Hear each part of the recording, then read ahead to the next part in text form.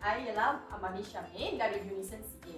Hari ini, kami berasa besar hati kerana dapat menjemput Wan Nur Ashida, pengasas Jom Gendong. Beliau merupakan individu yang terawal menggalakkan amalan gendongan bayi di Malaysia sejak 11 tahun dahulu. Saya nak tahu macam mana you start amalan gendongan bayi ini. Menggendong bayi ni bermula 11 tahun dulu, di mana anak pertama saya, Anis, dia tak mahu diletak. Kalau kita dukung tu dia happy, bila kita letak dia nangis. Ya, banyak orang ada experience macam tu. Saya tak jangka langsung sebab saya dah beli baby cot.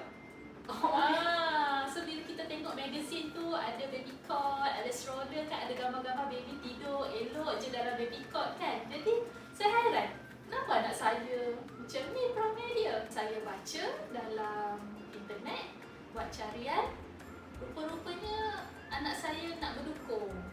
Tapi bila dukung dengan tangan, letih, lenguh sampai kebas tangan. Betul. Sakit, tak boleh nak buat kerja. Tak boleh jadi ni. Cari dalam internet, oh ada baby carrier. Di situlah bermulanya perjalanan saya sebagai individu yang suka menggendong bayi dan suka menggalakkan kawan-kawan menggendong bayi. Setahu saya, Kak Syida ialah salah satu baby bearing educator yang terawal di Malaysia.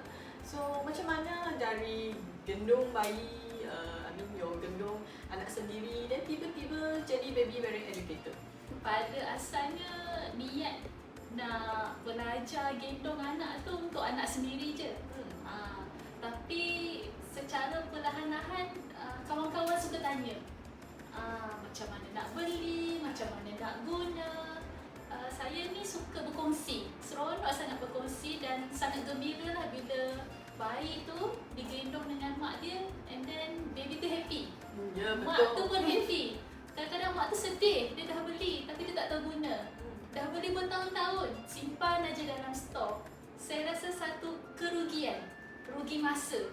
Baby tu boleh gendong 4 bulan lepas, tapi mak tu tak gendong sebab tak tahu guna.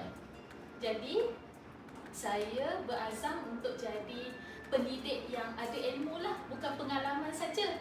Kalau ikut pengalaman, saya punya pengalaman terhad. Jadi saya pergi belajar di School of Baby Bearing, ada banyak sekolah pengajar gendongan bayi. Tapi kebanyakan sekolah ni dia daripada US, daripada UK. Tapi mereka datang ke Malaysia, kita pergi belajar. Dan dunia baby bearing tu sangat luas. Macam-macam teknik, macam-macam kaedah yang kita boleh aplikasi untuk setiap bayi yang ada masalah tertentu. Contohnya, kalau bayi tu tak mahu digendong secara begini, mak tu komplain, anak tak nak gendong macam ni, macam mana kita nak tolong?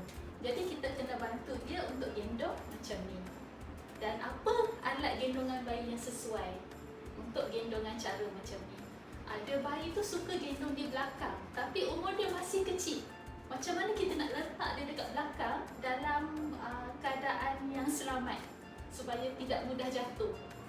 Jadi ilmu ni memang saya dapat semasa saya belajar dan saya praktis dengan anak-anak. Dan saya sangat gembira bila saya kongsikan ilmu ni dengan kawan-kawan. Ya, dapat betul. Saya salah seorang daripada itu yang dapat ilmu ni dari Kak Syida. Saya pun anak dia nangis, tak boleh letak bawah, nak dukung. So tangan tu it's not belong to you anymore.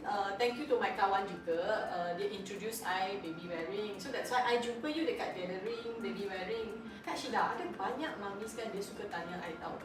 I takut lah nanti baby tak nak duduk dalam baby carrier, nanti not worth it lah kalau I beli. So pada pandangan you, ada tak yang baby tak suka duduk dalam carrier? Dia ada 2 isu dekat sini. Okay, so isu dia is the carrier worth it to buy, dan satu lagi isu baby tu nak tak duduk dalam carrier. Kita tackle isu pertama dulu. Worth it or not? It's not about we can afford or couldn't afford. Kita tengok nilai dia dulu. Okay. Kalau kita faham manfaat baby carrier tu untuk bagi mak happy, untuk bagi baby happy, nilai tu sebenarnya tak boleh dijual beli dengan duit. Betul. Sebagai contoh, katalah kita beli wrap pitari. Wrap pitari harga berapa?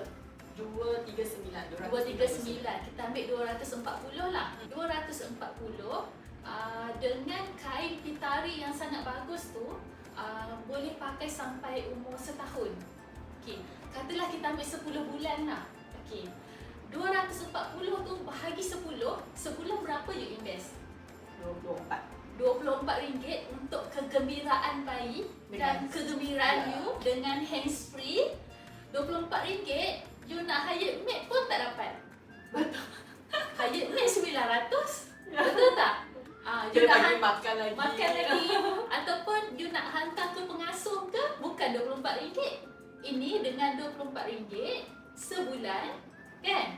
You dapat carry baby pun happy duduk dengan you pun happy, boleh buat kerja hands free kan? Jadi worth it or not, bukan saya nak nilai, tapi you yang nilai. Okay? Tapi itulah realitinya.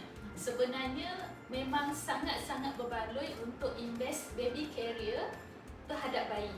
Okay, baby nak duduk atau tak, another issue. Baby secara semula jadi memang nak didukung. Kita tak perlu ajar. Lahir-lahir saja memang dia nak, dia memang nak dukung. Jadi kalau kita ada carrier, kita letaklah dalam carrier, so you boleh hands free. Kalau baby tak nak, biasanya ada banyak reason. Contohnya, baby kalau menangis, tak semestinya nak susu sahaja. Menangis mungkin perut tak selesa, mungkin lampin dia basah. Sama juga macam baby carrier, bila anak tu macam meragam, jangan terus negatif, anak tak nak duduk. Keluarkan anak, check apa yang tak kena, mungkin terlalu panas, mungkin lampin basah, dan everything okay, masuk balik. Satu lagi, kena beri perhatian, teknik kita guna tu betul ke tak? Kadang-kadang, baby semua dah okey, tapi kita masuk dalam carrier, kita tak ada ilmu. Kita letak kaki dia mungkin terlalu kangkang. Ataupun terlalu lurus ke bawah. Jadi dia tidak selesa di bahagian celah kelengkang. Teknik kena betul, alat gendong kena betul, insyaAllah baby akan gembira dan selamat. Juga yang the mami tu kena calm juga kan. Yes. Kalau mak tu risau, berdebar-debar, negatif, emotional, tak bagus, baby pun boleh rasa. Jadi bagusnya amalan gendong ni sebenarnya dia bukan setakat nak bagi senang dukung, bukan setakat nak senang shopping, bukan setakat nak senang travel, tak. Dia sebenarnya nak latih kita sebagai ibu supaya jadi lebih tenang. Betul. Ya, that's why I punya husband pun kata I punya EQ sudah lebih tinggi sejak ada anak. That's very good thing. Mungkin masa kita muda dulu kita banyak kelam kabut dan kita tak tahu nak handle baby macam mana. Setiap orang tak tahu nak handle baby. Kita belajar melalui pengalaman. Tak ada manual book kata you kena handle macam ni. Dia boleh bagi guidelines tapi you sendiri kena lalui.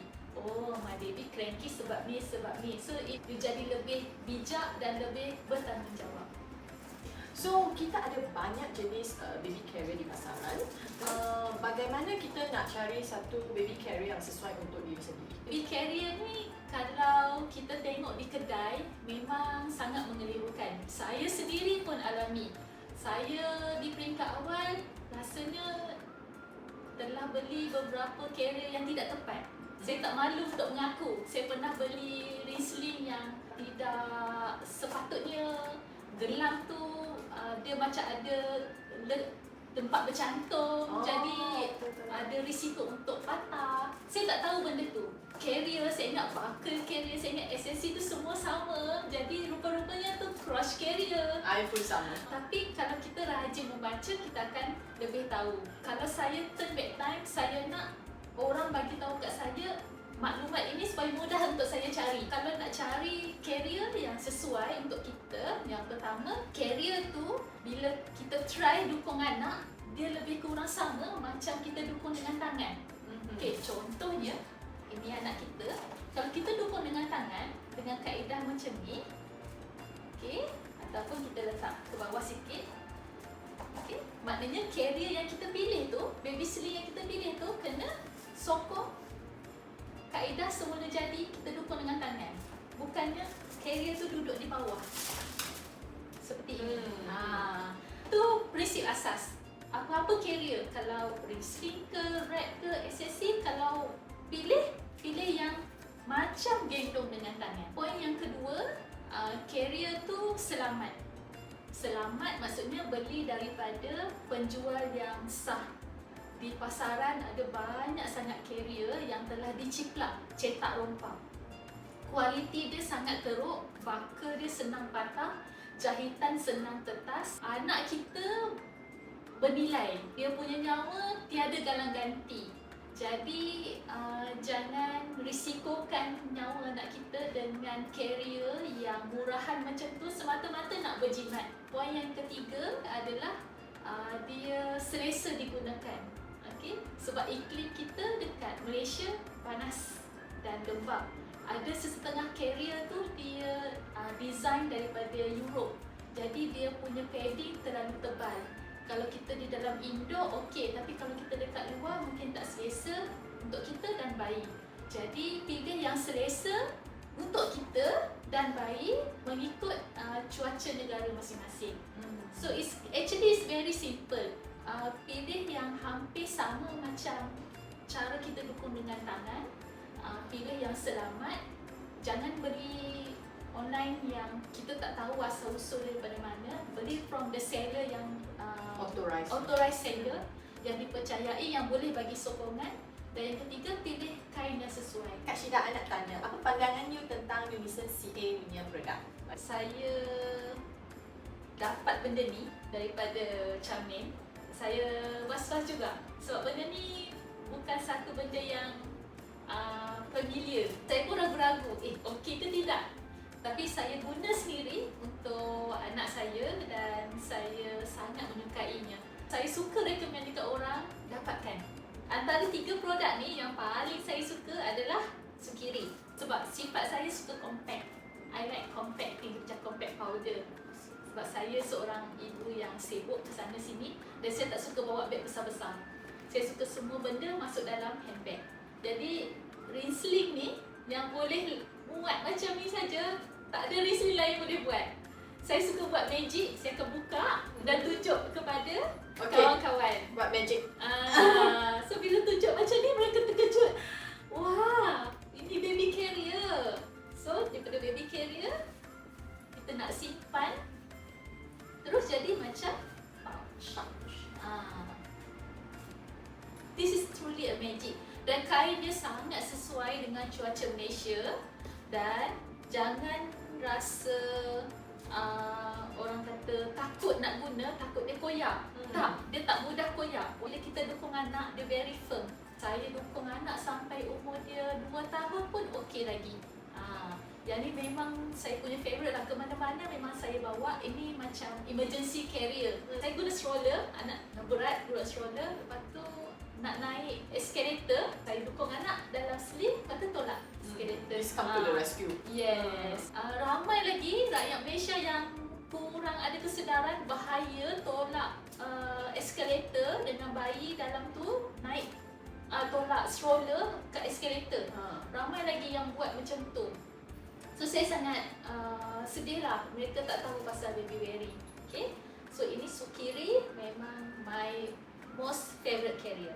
Okay. Yang ini saya sangat berterima kasih sebab dia membantu saya guna masa anak nombor 4.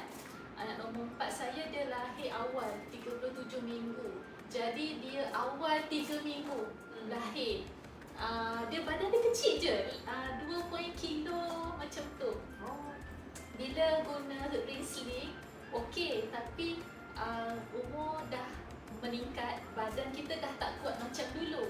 Jadi saya pakai wrap. Bila pakai wrap, tangan ni boleh relax. Dan belakang pun kurang sakit. Jadi kalau nak dukung lama, guna Pitari ni sangat best. Dan dia sangat compact juga. Kalau wrap lain tak boleh nak compact macam ni. Orang tengok, ni bag apa? Bila saya buka, wow, baby carrier. So yang ini pun saya sangat suka. Walaupun harga dia agak premium berbanding wrap stretchy yang lain, tapi dia punya features compact ni memang tak ada tandingan. Dan kain dia walaupun baby dah 10 kilo masih okey lagi. Dia tak melandut. Okay? So secara peribadi memang saya sangat sukakan produk yang Unison CA bawa. Actually satu risiko besar sebab dia bukan produk yang biasa kita dapat produk popular. Saya pun kata Unison CA memang ambil risiko besar untuk bawa ke Malaysia dan mereka percaya dengan produk ni. So sampai sekarang produk ni masih bertahan dan mendapat sambutan. Saya berterima kasih kepada Unison CA, Charmaine dan suami kerana berusaha untuk bawa produk ni ke Malaysia. Kalau kita nak beli dekat Jepun memang tak boleh nak belilah. Susah nak beli, tak boleh faham bahasa dia orang kan. Terima kasih sekali lagi Kak Syida kerana sudi datang untuk kongsi pengalaman anda. Saya harap penonton-penonton dapat manfaat dari perkongsian ini dan saya harap semua ibu bapa di Malaysia boleh menikmati saat-saat indah dengan bayi tercinta. Okay, bye-bye.